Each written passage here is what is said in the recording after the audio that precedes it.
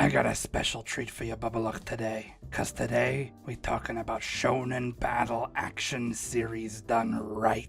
I know I've been hard on the shonen demographic lately. Honestly, that's cause all they've been putting out is no-stakes wish fulfillment dreck with lolly sex slavery and man-sized giantesses. But today, I got a good one for you. Today, we talking Food Wars : Shokugeki no Soma. Let me tell you about it. Food Wars : Shokugeki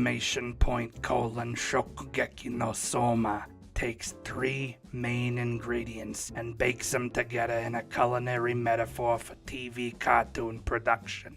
Shonen battle manga, Iron Chef, and pornography. Note, the anime goes back a ways. The first and second plates or seasons, what I'm talking about today, go back 2015 and 2016. They got a third plate airing in Japan right now, but I ain't watching it cause they only got the Japanese voices so far, and those ain't my friends. I'll get into the voices later. That's an important spice in the culinary melange we got going here.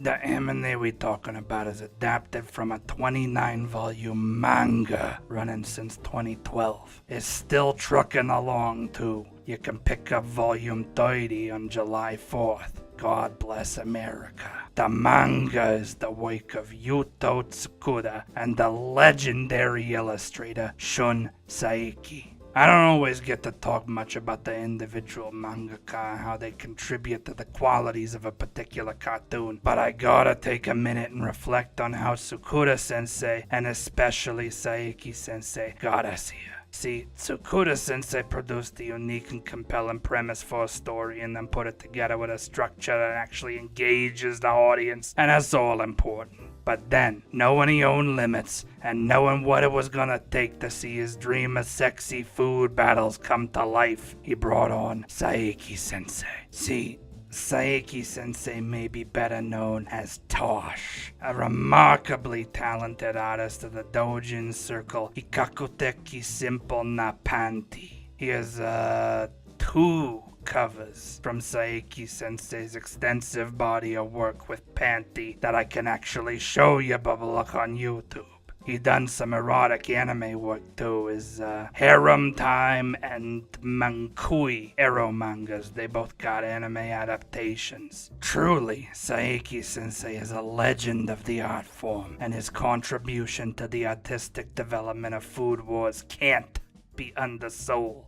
I promise to show you some more Saeki-sensei's influence on Food Wars later, but for now, I gotta lay out the basic premise here. Soma Yukihira is our titular Soma Wakata Shokugeki, that means Food War. Soma, who learned from his daddy how to cook up tasty enough food to make people come, got a simple dream of becoming as great a chef as his world-renowned papa, bringing glory to their family diner here and making sure those corporate land developer goners can't go turn it into a high-rise condo or nothing. The break in the stasis happens when Soma finishes middle school and Papa runs off on a world tour to get monks to break they fast congressmen jizzing they pants wolfing down his grub. Soma gets packed off to a boarding school called Totsuki Academy, the greatest of Japan's culinary schools, but got a graduation rate low as 1%. The top 10 students at Totsuki got some special authority as the council of 10, and the show is about Soma's climb to be the first seat on the council, all while making sure his friends get to stay in school with him. Simple but innovative premise, clear goals and obstacles, we off to a great start. Note, your bubble heard me complain umpteen times. We got too many characters. A lot of these animes based on mangas what been running since the Taisho era got like 50 characters, and they squeeze them all into the first season so Emperor Pilaf's fans don't feel left out. And what do I always say? I can't even tell you their names. Food Wars: Shokugeki no Soma got more characters than Carter's got liver pills, but I can name ya every single goddamned one. Food Wars characters got such a strong identity. They all got different motivations, different backgrounds, different goals, and of course, different cooking styles. I wish I had the time to lay 'em all out for you, 'cause I love 'em all. But let me highlight a couple of 'em anyway. Bear with me, I got more porn coming for you in a bit. Soma Yukihira himself is a pretty bog standard shonen protagonist. He got that drive to succeed, he got the skills to make you come. He always positive, always fun, charismatic, the babes love him. And goddamn it, so do I. Soma got something missing from a lot of shonen protagonists, and that's likability. Boy Chick is your low-class diner everyman popped into a high-society private school, but he ain't there to show up the snooty rich folk. He proves himself, sure, but then he makes friends. He helps people, and it all comes together to show you he ain't just there so I can jack off wanting to be him. Soma's a real mensch, and I think he got a lot of that from having his dad kick his ass in Food Wars like 300 times. He got confidence, but also humility. I like him. Erin Anakari, I wanna say, is a female protagonist, but she don't do a lot of protagonist and driving action and nothing like that. Call her a female lead. I think she probably gets the most screen time of all the ladies, but that might actually be Megumi. Regardless, she got a strong presence as the first member of the Council of 10 we meet. She granddaughter of the school's chairman and holding the god tongue, the most refined palate in the world. She exists as a personification of the culinary establishment that wants to keep low-class Soma down. You'd think that'd make her antagonist, but she really ain't. We got a food war with her, and Soma makes her come her brains out with his rice. But this is the kind of complex relationship dynamics we get in food wars. Everybody is competing with everyone else at all times for the 10 seats on the council and the ultimate right to graduate. But the environment being what it is, we don't get violent struggles. Ain't nobody dying, nobody out for revenge. It's all about the food and the Valley Girls. This is a pointless exercise. These recruits are always a bunch of drooling monkeys. And titties.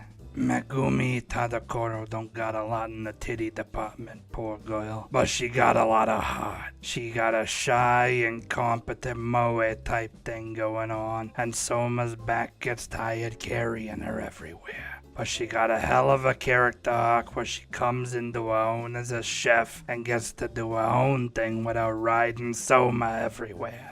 Also, she don't seem like she wanna ride Soma. The sexual tension comes more out of Erina and Meat wanting to taste the Soma schlong. See, Megumi is more wholesome. She came out of this Tohoku fishing town where her family runs a ryokan. That's a traditional Japanese guest house. No, she don't give us the goods in the voice acting the way I may want, but everybody else in her hometown talks like this. Hey, girlie, we heard you's gonna be in some big tournament or something or other. It's like you're our shining ray of hope round here. You mean it? Oh, come on, guys.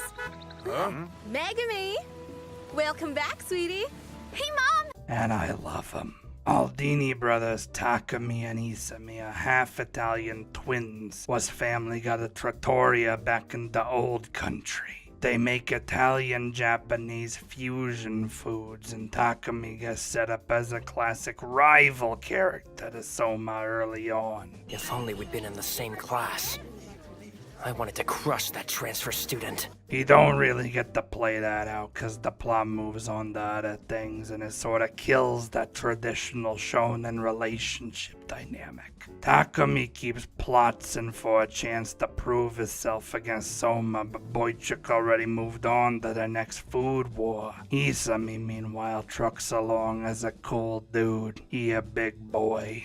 Satoshi Ishiki is another one of the Council of 10. But he don't rival Soma at all. He a good friend. They both live at the Polar Star Dormitory, what becomes a kind of a team, or just close-knit group of friends. At the end of the day, Ishki's just a transparent fan service character, and it's kind of a shame. I know, in this day and age, you gotta pander to the fundoshi fetishes, and you just ain't gonna sell bupkis without having a heap of help and a man tuchus in your show. But I just wish wish they could have done more with my intensely body-positive Ishiki senpai. Ikami Mito is the scion of the Mito meatpacking family. Her friends call her Meat Meat. Yo, Meat Meat! Stop calling me Meat Meat, you hear me? Meat Meat, you came! Meat Meat. Shut the hell up!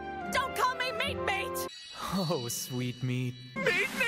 Every time I post a Meat Meat here or there, I guess some put's talking about how she gotta be American just 'cause she got Old Glory on a bikini top there. But Meat Meat Mito's a Japanese gyaru born and bred. We even got a flashback here showing she a baby gyaru. Meat Meat's shtick is all about having the best meat and the best way to make the meat, and using her lips to kiss the meat so she can make it the best. Also, she got big bouncy titties, and after losing to Soma, she gets a little thirsty for Soma's meat, if you know what I mean.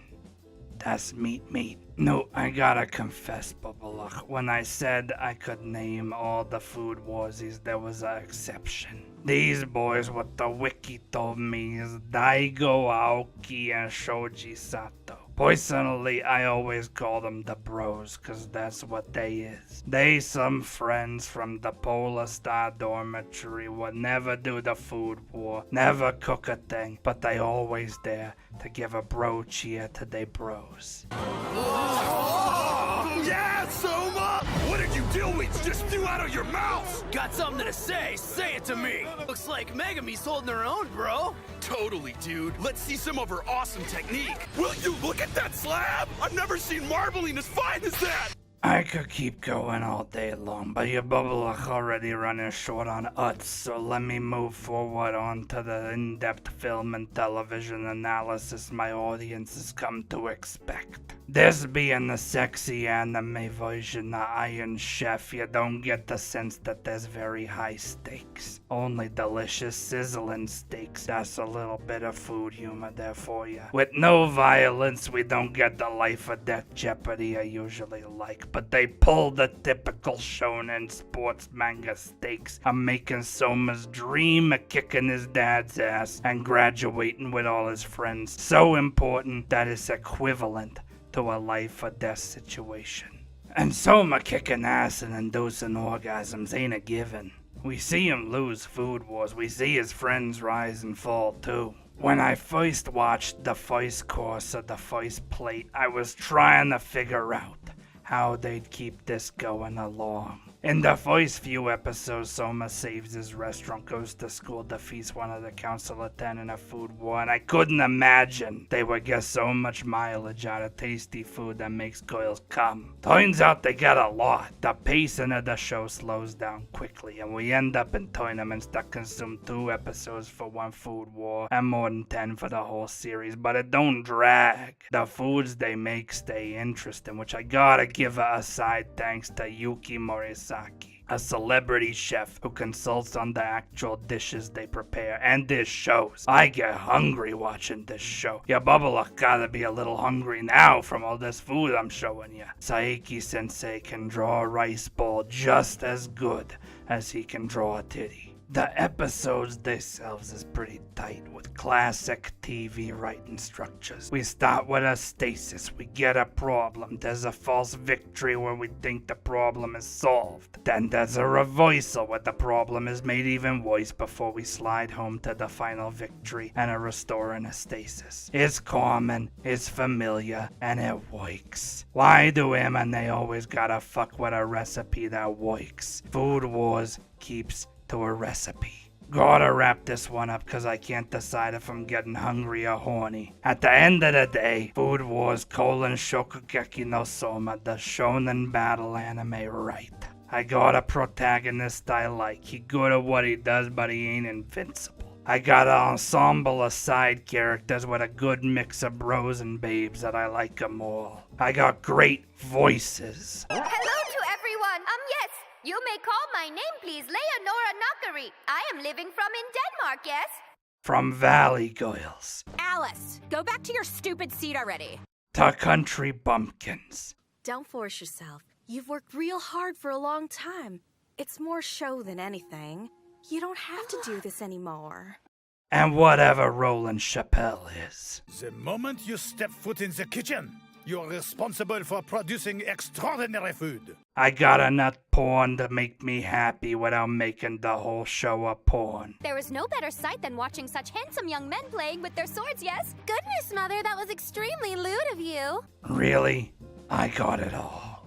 Only thing I gotta kvetch about is the third plate taking forever to come out in English, and I ain't watching this without my Valley Girls.